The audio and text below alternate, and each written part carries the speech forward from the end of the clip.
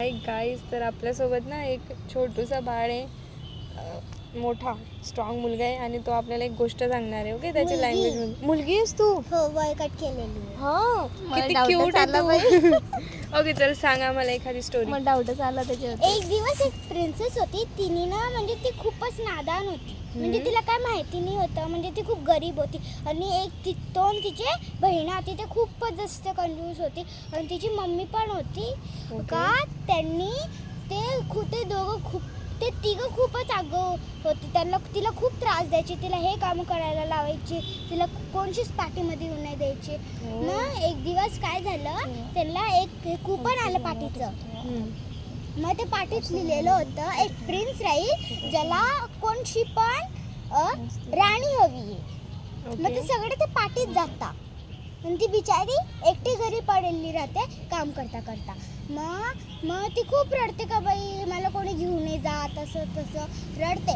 मग एक वेळा ती फॅरी, एक माऊस आला होता फॅरी. मग तो माऊस फॅरी होती. पण काय झालं, मग ते माऊसनी म्हणलं तू का बरं रडते. तिने म्हणलं का मला माझी बहिणी आणि माझी मम्मी मला खूप त्रास देते, कोणची पाठीत येऊ नाही देते. मग त्या माऊसने खूप चांगला तिचा अवतार घेतला फॅरीचा. मग तिनं म्हटलं का बाई मी तुला तयार करून देते. तिने मस्त ड्रेस घालून दिला तिला आणि चांगले सँडल्स दिले. मग ती पाठीत गेली पण तिला चालता येत नाही. मग तिला एक गाडी दिली होती. मग तेव्हा ती गाडीशी मग ती जाते. मग ती पाठीत बघून जाते. पण तिची जी आई होती आणि तिचे ते दोन बहिणा होते ते तिला दिसून जातात आणि ते खूप रागू भरले होते. मग तेव्हा तिने ते प्रिन्सला बघितलं.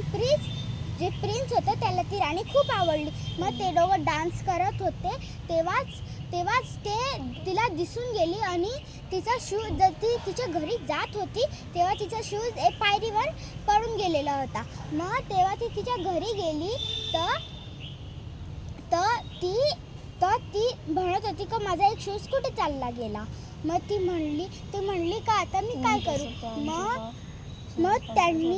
मग तिने काय केलं, मग ती तिच्या घरी होती.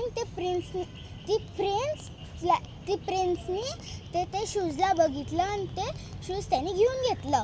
त्याच्यानंतर काय झालं, मग ते सगळ्या गावभर फिरला. मग त्याला एक पण राणीने भेटाली.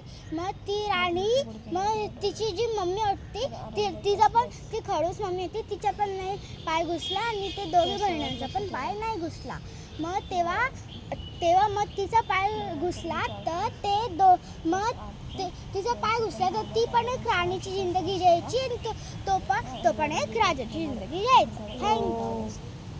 गुड. खूप छान खूपच छान स्टोरी सांगली. पण तू तुझ्या लँग्वेजमध्ये नाही सांगितली आम्हाला. माझ्या लँग्वेजमधून आता तोंडू केलं म्हणा माझं.